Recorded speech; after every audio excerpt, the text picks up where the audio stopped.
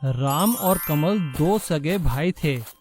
वो दोनों श्यामपुर गांव में अपने माता पिता के साथ रहा करते थे।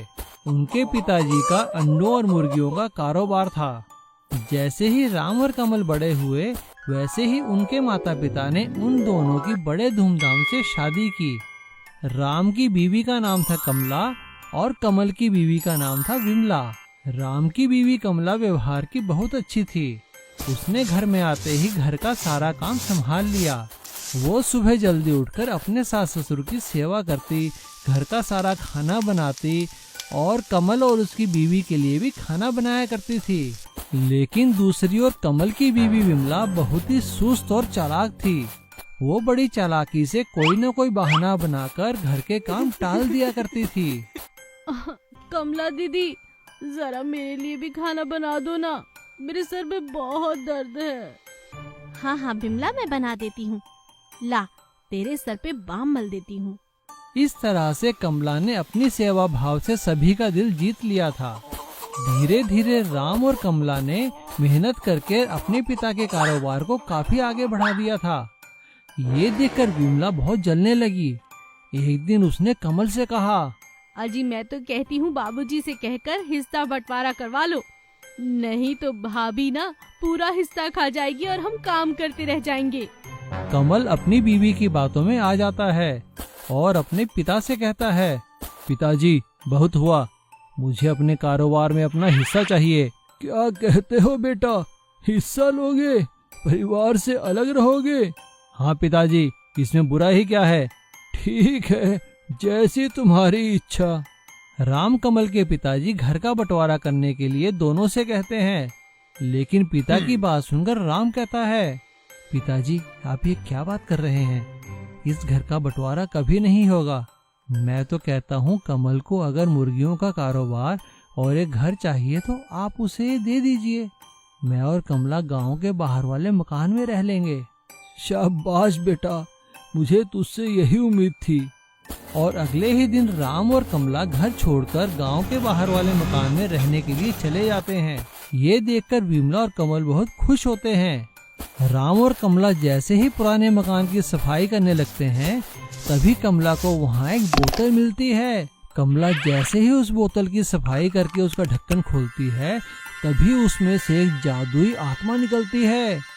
ये देखकर कमला डर जाती है। डरो मत कमला, मुझे एक शैतान जादूगर ने इस बोतल में बंद कर दिया था।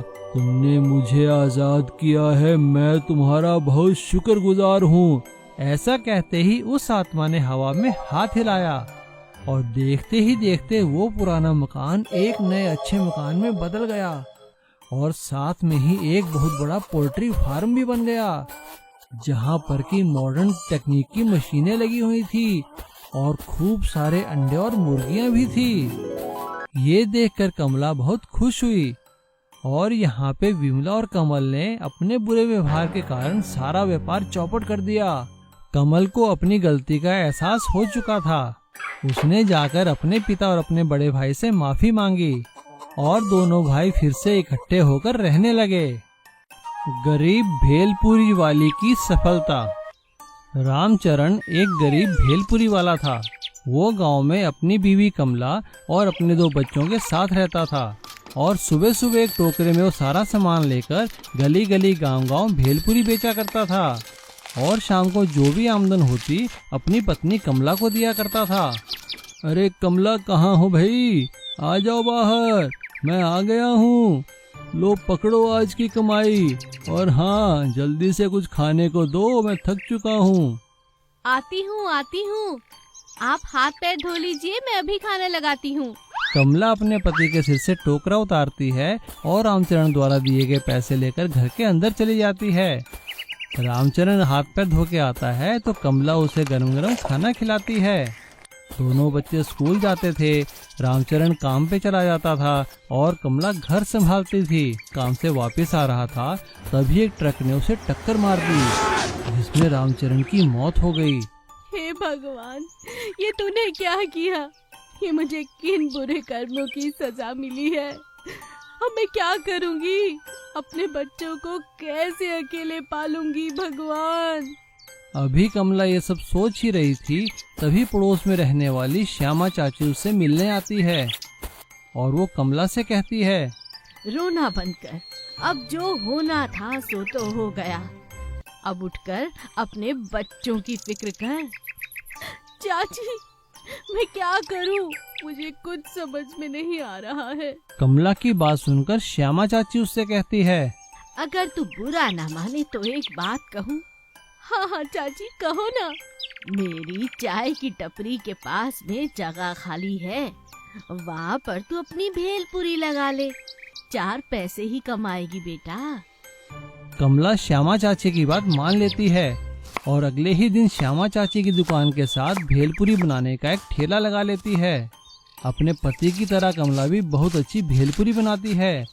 उसकी भेलपुरी स्वादिष्ट होने के कारण उसका काम चल निकलता है और दूर दूर से लोग उसकी भेलपुरी खाने आने लगते हैं। कमला ने अपने ठेले का नाम रामचरण भेलपुरी का ठेला रखा था। धीरे धीरे कमला का काम इतना बढ़ गया था कि उसे एक भेलपुरी बनाने की फैक्ट्री खोलनी पड़ी और उसने कई कारीगरों को उसमें काम भी दिया। अब कमला लोगों को दुकान में भेलपुरी के अलावा पैकेट में भेलपुरी बनाकर भी बेचने लगी, जिससे कि उसके भेलपुरी की दूर दूर सप्लाई होने लगी और कमला की बनाई भेलपुरी रामचरण भेलपुरी के नाम से कई शहरों में बिकने लगी और कमला के बच्चे एक अच्छे स्कूल में पढ़ने लगे। कमला इतनी कामयाब होने के बाद भी श्यामा चाची को नहीं भूली थी। एक दिन श्यामा चाची जब कमला से मिलने आई तो कमला ने श्यामा चाची से कहा, श्यामा चाची, आपका बहुत बहुत धन्यवाद। मेरे बुरे वक्त में अगर आप मुझे सही सलाह न देती तो आज मेरा ये हाल ना होता। मुझे आपके आशीर्वाद की और आपकी सलाह की उस समय बहुत जरूरत थी। आपका बहुत बहुत धन्यवाद चाची। कमला की बात सुनकर श्यामा चाची की आंखें भर आई और उन्होंने कमला को गले से लगा लिया। लंबी टांगों वाला गोल्डन हेलीकॉप्टर चोर। जगन नाम का एक आदमी शहर में सुनार की दुकान में काम किया करता था। जिस दुकान में वो काम करता था वो एक बहुत बड़े मॉल में दूसरी मंजिल पर थी और वहाँ पर सोने के खिलौने भी बनते थे। जगन बहुत अच्छे सोने के खिलौने बनाया करता था, लेकिन वो एक अच्छा कारीगर होने के साथ साथ बहुत ही लालची भी था। वो हमेशा मन ही मन सोचा करता था, मेरी भी क्या किस्मत है, सोने के खिलौने बनाता हूँ लेकिन घर पे देखो तो मिट्टी के खिलौने भी नहीं है। मजे हैं इन सेठ लोगों के। तभी दुकान का मालिक उसके पास आकर कहता है, अरे भाई जगन, देखो हमें एक बहुत ही अच्छा ऑर्डर मिला है। हमें सोने के हेलीकॉप्टर बनाने हैं।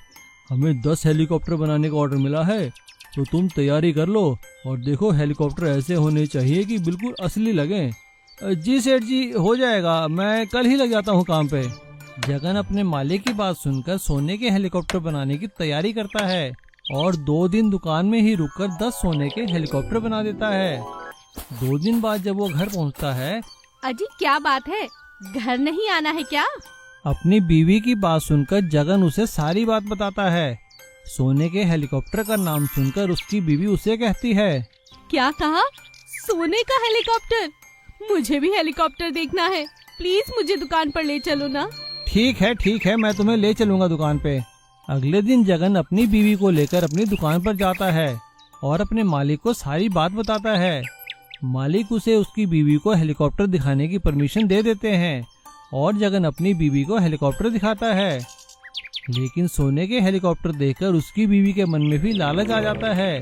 देखो जी, मुझे नहीं पता, मुझे एक सोने का हेलीकॉप्टर चाहिए ही चाहिए। हाँ।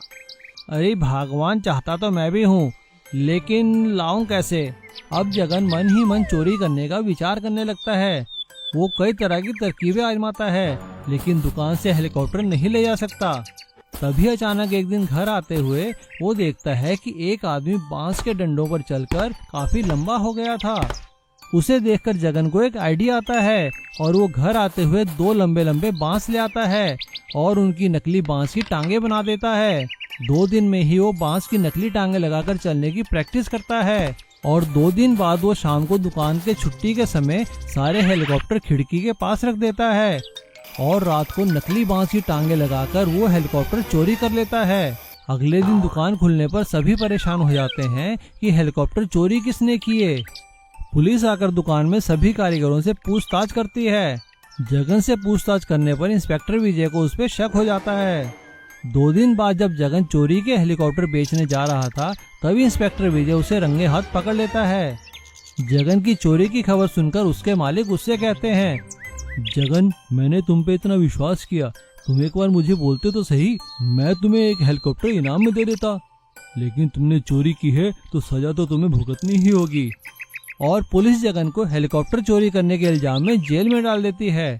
उसे अपनी गलती का बहुत पछतावा होता है और वो कभी चोरी ना करने की कसम खा लेता है।